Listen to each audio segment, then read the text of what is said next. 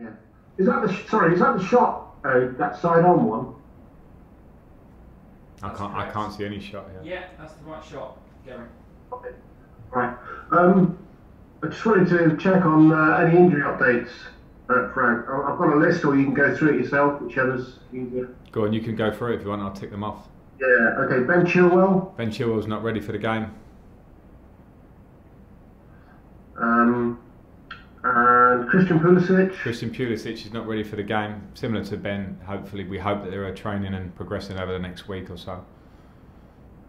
Hakim Ziyech. Hakim Ziyech is also not ready for the game. Same story. Not sounding good, is it? Timo Werner. Timo Werner's fit. Okay. And in terms of Thiago Silva, is there any chance we can see him against Liverpool? No, Thiago has been training with us for the last 3 or 4 days, and we're just working with him on his fitness at the moment. So Liverpool will come too soon for him. So is Liverpool an early chance, a very early chance for you to make a statement, or you Chelsea to make a statement? I don't feel like it's the game of making a statement. I think it's second game into the season. We have one win, which was a hard-fought win at Brighton, in a game where we were probably in pre-season zone in terms of our fitness because of the situation of how we haven't had players or quarantines or international breaks. So now we take on what were the best team in the country last season, and it's a nice challenge for us to go head-to-head with them. I think we played pretty well head-to-head with them last year. Maybe not always getting the right result we felt we deserved. So it's a challenge for us to try and get 3 points. It's simple as that against a very good opposition.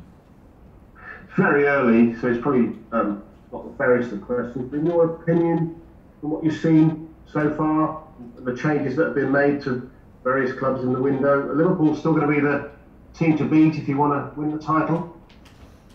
I don't want to comment on favourites to win the title. I think that's probably a job more for people who work in and around the football and pundits maybe. But for me, it's very clear to understand the quality of Liverpool and Manchester City. Over the last few seasons, they have pulled away, but there are a lot of clubs in and around that are progressing and always moving forward. So I think it's going to be competitive up there. Of course, those two are fantastic teams. This is why you come into the game, particularly into the coaching game, these kind of matches.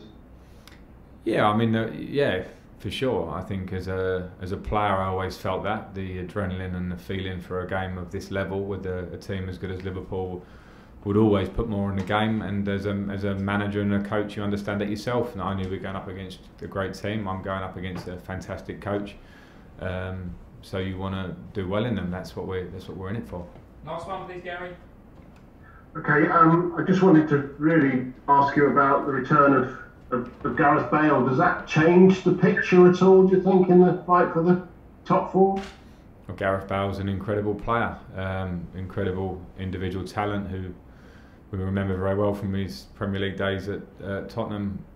We've seen from afar the incredible success he's had at Real Madrid, and if he does come to Tottenham, which I keep seeing that is virtually going to happen soon, then I think he's going to be a big addition to their squad. Of course, they've got very good individuals at Tottenham. They're going to be a team that we'll be expecting to challenge in and around the Champions League places and above, and they have fantastic individuals. And if they get Gareth Bale, then they add one for sure. He's one of the best players in the world, in my opinion, over the last 4 or 5 seasons.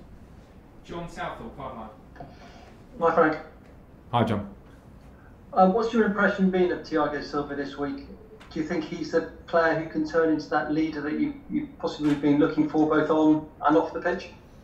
Yeah, he's certainly a leader. He's not going to sort of turn into a leader. I think he'll bring that with him by nature, and he doesn't speak the language that great, which is something that we will work on very quickly. But we have a lot of players in the squad who are multilingual, can help with that. But by presence, by attitude in training, by the quality of the player, he of course will command respect, and I look forward to having him around. He seems already very engaging and intent on trying to help the team, and that's all you can ask for as a coach.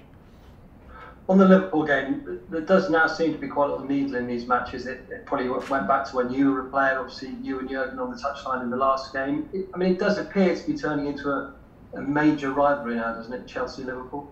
I don't know, it depends how much you want to make of it. I think if you're two teams that are pushing and driving and trying to be successful, we had it in our years probably where I was a player here. Chelsea were competing to win the leagues, Liverpool not so much.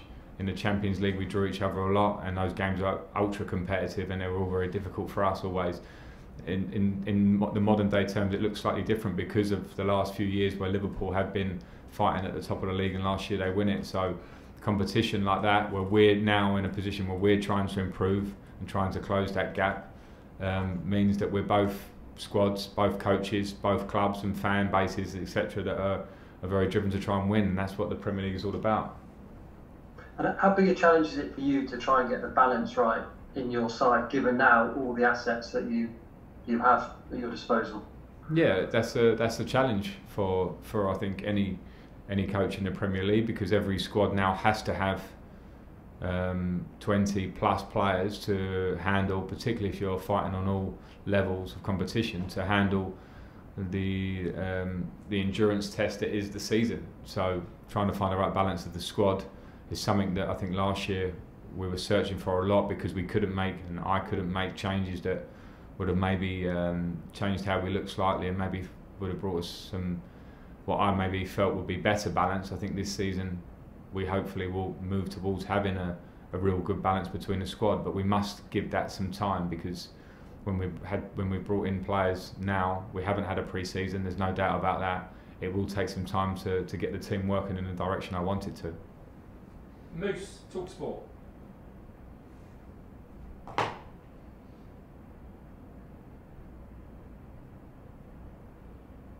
Moose? Yeah, hi Frank, how are you? Hi Moose, yeah, good, thanks. You were close to Liverpool last year in the Super Cup, home, where won the free kick from Trent Alexander-Arnold, won the game, and in that very crazy game at the end of the season at Anfield. How much closer do you think you're going to be this season, albeit, as you've just said, you haven't had much of a pre-season, from what you saw at Brighton?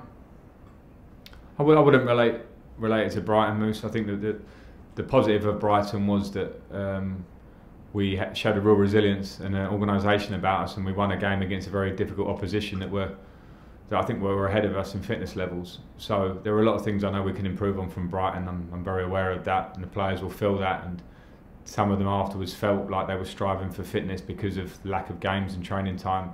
So I think there's a long way to go before we start to compare where we were last year, where we are this year, particularly with a team like Liverpool. They were the outstanding team last year.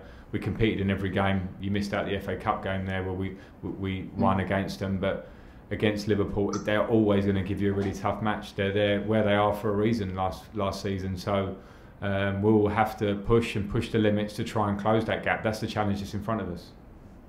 Jurgen Klopp today has played down that there's any animosity between you and him. Says he only sees you a couple of times a year and he's sure you're a really nice bloke. It does seem to be that people are making the most of this little clash you had on the sidelines last season. Yeah, I suppose they are. That's probably the nature of the world that we live in. There's a lot of airtime for you on TalkSport to have to fill with these sort of rivalries. So I understand that sometimes that they can be scrutinised in every possible way. I just reiterate what Jurgen Klopp said from his part. I've got a huge amount of respect for him as a manager. I always have done.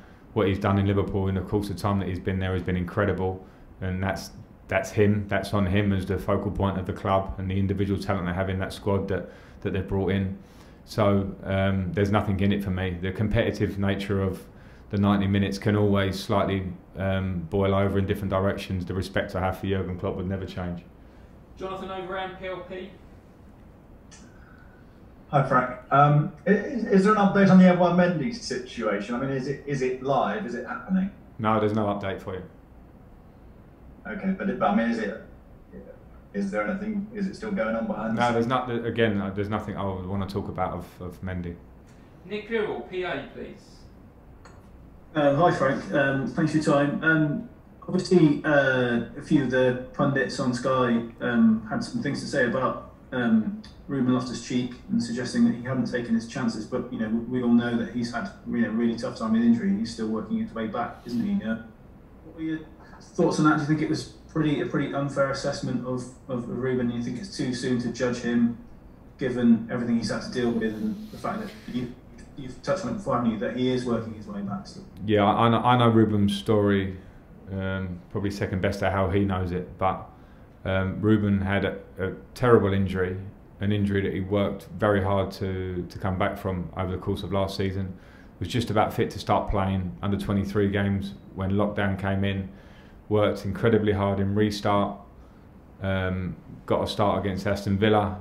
Was due to start against Bayern Munich in the last game of the season, but had a bit of an issue on the day of the game. Trained brilliantly to get fit again for the start of the season, and I think the if there is harsh criticism of him in the game against Brighton, then it is certainly very harsh, because to come back from an injury like he has, it's been difficult for him, and he's put a lot of hours into it, and he's a hugely talented player, a great lad. So there will be lots more to come from Ruben Loftus-Cheek. Unfortunately, the nature of this game is very reactionary, and people will say it as they see it, but knowing Ruben's story behind the scenes, then he's fought back really hard to get where he is, and he's a very, very talented player. Okay, last two, one each, Jerry Cox and then Carrie Brown to finish, please.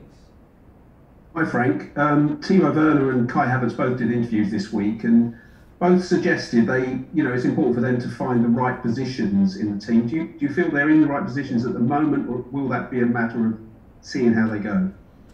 Well, we've played one game, so it's hard to. They both have a flexibility in how they play for their previous clubs. Kai Havertz played probably pretty much most of his games as a right-sided winger, a number 10, and occasionally as a number 9, a number 8 earlier in his career. Timo Werner's played as a left winger, one of two strikers, a sole striker for both country and for club. So, of course, that's going to be something that will remain slightly flexible. We'll try and find the right balance of the team as a whole, and they're going to add a lot, no matter what position they're playing. Okay, Carrie Brown to finish, please. Frank, one thing you and Jurgen Klopp have in common is your connection to the fans. We go into another match day behind closed doors. The Premier League issued a statement to the government asking them to remain committed to the 1st of October for a return to fans at a limited number. You were at the test event with Brighton, so your players got a sense of what it was like to have the fans back. How much do you back that statement to the Premier League? How desperate are you and your players to have the fans back now?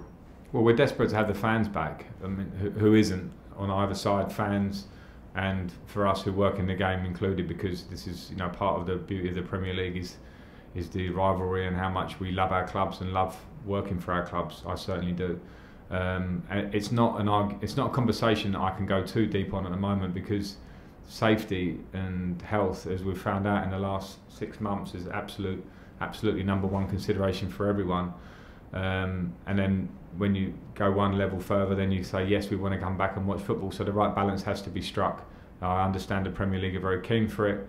I understand the government want to do it in the right way. Let's hope that we can do it safely and do it at the right time and the right pace, and get our game back to where it was before.